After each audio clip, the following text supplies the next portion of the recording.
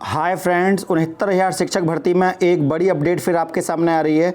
Allahabad high court में सरकार SC पार्टिया की बेंच में अब संशोधन का मौका अब किसी विद्यार्थी को नहीं मिलेगा, इस तरह की खबरें सामने आई हैं और सरकार की बहुत बड़ी जीत हुई है इसमें।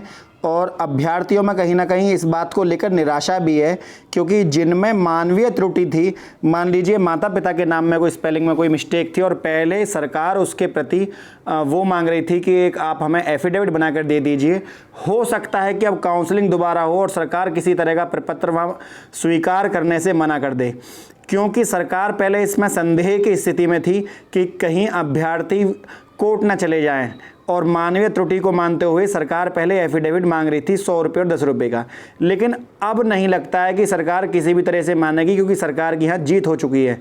तो ऐसे सभी अभ्यर्थियों को यहाँ बहुत बड़ा धक्का लगेगा, जिनका किसी ना किसी साइबर कैफ़े की गलती की वजह से या किसी भी वजह से या किसी आप कह सकते हैं भूलवश हुई हो या जानबूझ के की गई हो, ऐसी किसी भी गलती को, क्योंकि मैं केवल उन्हीं छात्रों को टारगेट यहाँ नहीं बनाना चाहूँगा कि जिन्होंने जानबूझकर अपने नंबरों को वहाँ बढ़ाया और चाह रहे थे किसी तरह की धांधली में, मैं उनको भी साथ लेकर चलना चाहता हूँ। कुछ छात्र ऐसे हैं जो गलती से उनका मिस्टेक में, मान लो उनके नाम में मिस्टेक हो गई और कुमार की स्पेलिंग गलत लिख गई या उनके नाम में स्पेलिंग गलत हो गई, तो हो सकता है कि अब मानवीय त्रुटि को भी कोई छूट ना दी जाए। इलाहाबाद हाई कोर्ट की बेंच ने साफ साफ कह दिया है कि जो छात्र शिक्षक बनने के लिए जा रहा है और वो अपना फॉर्म भी सही से नहीं फिल करता, तो यहाँ पर वह अध्यापक बनने के योग्य नहीं है।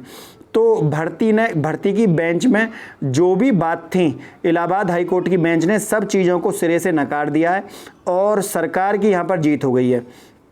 तो जो यहाँ पर ऐसे छात्र हैं जिन्होंने गलती से फॉर्म में फिल हो गया, उनमें निराशा है, और जो जानबूझकर जिन्होंने गलती करी थी उनको अब जेल पक्का जेल संभव है। क्यों?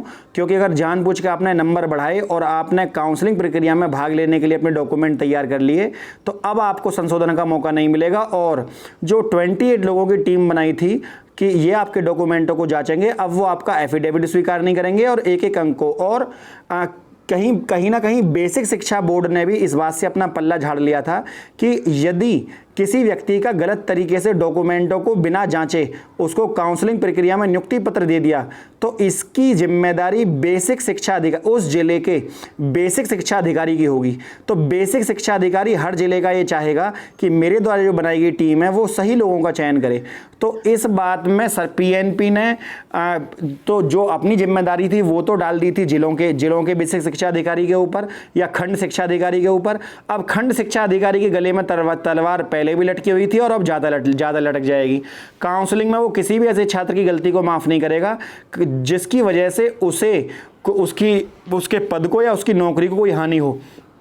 तो यहाँ पर सरकार जीत गई है, लेकिन इससे जो लो गुणांक वाले छात्र हैं उनको कहीं ना कहीं फ़ायदा भी मिलेगा। उससे ये फ़ायदा मिलेगा कि जिन छात्रों के मेरिटोरियस में कहीं ना कहीं वो आ रहे थे या गलती को लेकर भी वो आगे बढ़ रहे थे, ऐसे छात्र यहाँ से भर्ती में से निकल जाएंगे और जो कम मेरिट वाले छात्र हैं वो इन हो जाएंगे।